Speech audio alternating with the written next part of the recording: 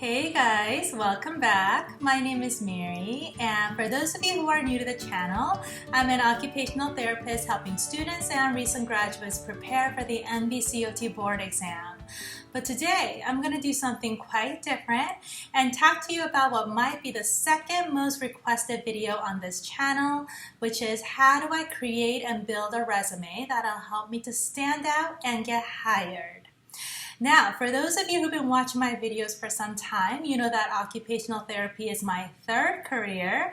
And prior to going to OT school, I had the opportunity to work in a hospital in administration, as well as own my own company in the San Francisco Bay Area, both of which have given me a really great opportunity to receive and review countless resumes, and this really helped me to develop an eye for identifying the key components of a resume, of a strong resume that truly make the applicant stand out. And so I want to share that knowledge with you so that you can feel confident about your resume and help you best position yourself for success. First, I'm going to talk to you about the essential components that every resume needs to have, whether you're a seasoned practitioner or an entry level, whether you're in healthcare or finance, the resume essentials. Then I'm going to talk about the common mistakes that people make and how you can avoid making those mistakes. And then third and finally, I'm going to close it out by giving you some strategies that you can incorporate into your resume to help your resume stand out. So first, let's talk about the essential components of a resume. We're going to begin by talking about a header because this might be the most important section, considering that if the employer wants to give you a call back for an interview, they're going to need to have your contact information. So we're going to begin with your first and last name, followed by your mailing address, your email, and your phone number. And this is optional, but if you have a social media account that is relevant and professional, be sure to include that as well. So your LinkedIn account or your personal or professional website where you talk about all things occupational therapy, or maybe your online portfolio where it demonstrates your leadership, your advocacy for our profession. Go ahead and include that under your social media if applicable, but again, this is optional. So the header is the first thing that you want to work on. Second, your education. And you're going to list your education in its most recent order. So for me, it would start with doctorate, and then second, I would list my master's, and then I would close it out with my bachelor's. Another components that you want to include along with your education in the education section is the degree obtained, the date of your graduation, and any leadership positions, roles that you might have held during your program. So if you did an AOTA presentation at a conference, that's something that you might want to put in. If you were a liaison or ambassador, an advocate for your program, that's another accomplishment that might differentiate you. If you had a high GPA and received highest honor and scholarship, that's something that sets you apart. So remember, resume is like your marketing brochure. You want to include everything that makes you stand out. Now, moving on to experience. Under experience, again, we're thinking professional and relevant, right? So we're not going to go back last 10 years and write all of the things that you've done, starting with when you were 16 years old. No, we're going to list your clinical experiences that are relevant. So your fieldwork experience, and again, in the order of most recent, so starting with your level 2 fieldwork. So under fieldwork, these are the things that you need to include. You need to have the name of the facility, as well as the type of the practice setting, such as acute care, mental health, supportive housing, employment, as well as the dates, okay? And again, 2 to 3 bullet points. And if you try to have too many bullet points, chances are they're probably not gonna read it all. And so we wanna keep it short and compelling and clear.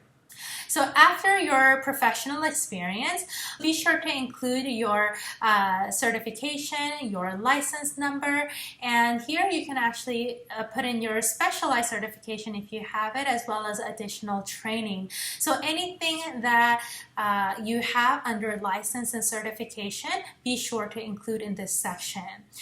Now, one of the things that I didn't include that I think might be a helpful addition is a professional summary. Now, I didn't call it an essential because I don't think you have to have it. However, I think it could be a helpful addition if you can write it and articulate your value in a compelling and clear way. This statement has to describe who you are and what you're capable of and the value that you would bring if you were hired. And so, for example, under my resume, I have something like a newly licensed occupational therapist dedicated to maximizing clients' full potential while achieving high-quality patient outcomes through use of evidence-based practice and treatment approaches. Simple, clear, it demonstrates who I am, a newly licensed occupational therapist, what I'm capable of, maximizing clients' full potential and achieving high-quality patient outcomes, and the value that I would bring to the organization, which is using best evidence approach and treatment options and research, right? So this is a one-sentence, compelling statement, a professional statement that tells the employer how well you can write, how well you can articulate your value, and they can actually see in this statement a broad picture of who you are. So I think this is an important statement, but be sure to spend time to develop one that is unique to you and that is compelling and relevant to the position that you're applying to.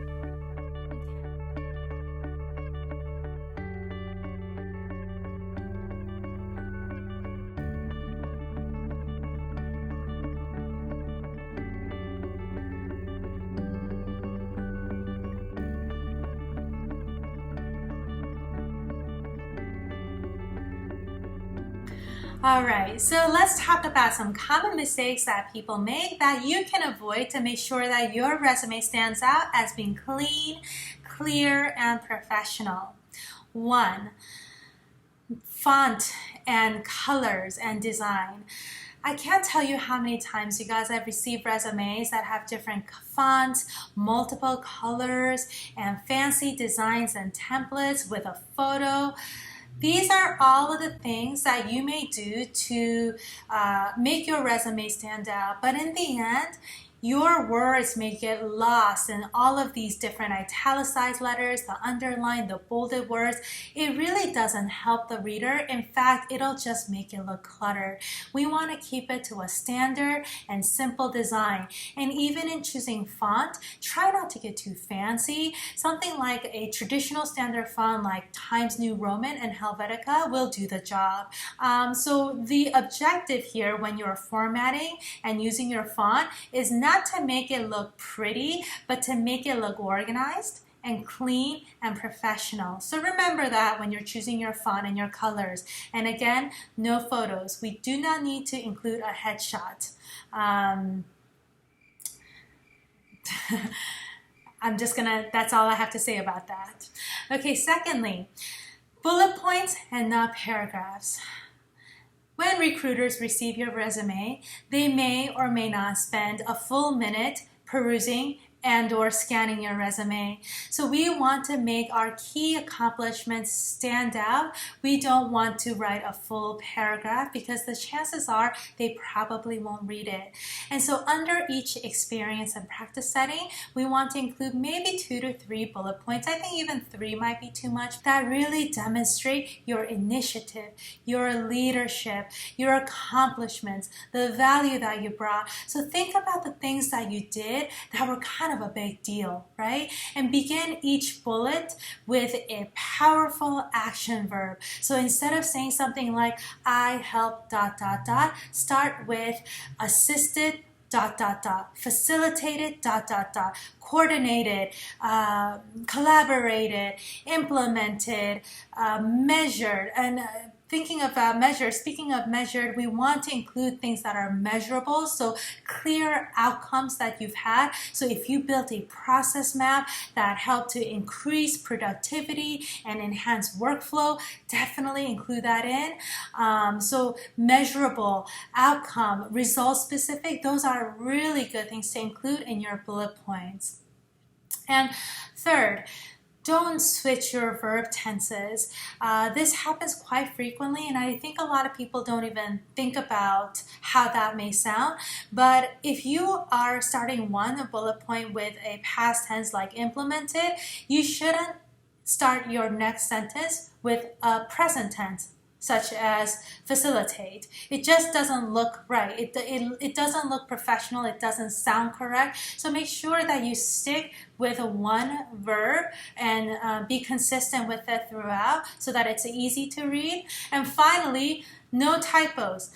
I receive a lot of memos, a lot of emails and resumes with typos, and I don't think it's because people are careless.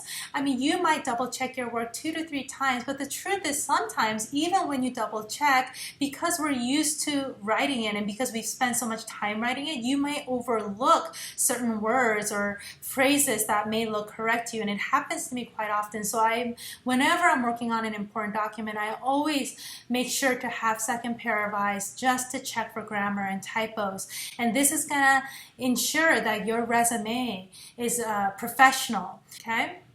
So those are some of the common mistakes that I see very often that I hope you will spend time to avoid.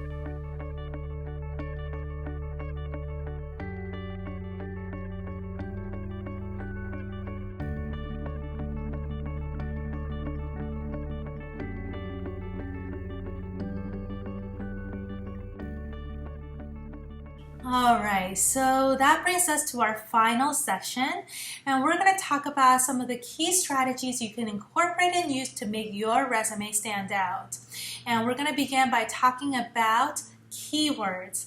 Now, this is really important, guys, because in our digital technology-driven culture, it's unlikely that you'll send a resume in an email where the recruiter will download and print and read it. I mean, it's not that simple anymore. What's more likely going to happen is you're going to submit your application and resume online, and it's going to go through a database along with 1,000 other applications, and you're going to hope that your resume gets picked up by a recruiter so he can spend time to read it over. Now, in order to increase your likelihood of that resume getting picked up, you need to use their language and their keywords. And a good way to do that is by going to the website, printing out the job description, and start underlining all of the keywords so that you can tailor the words of your resume to the language that they use. And that is one way that you can make sure that the search words get picked up.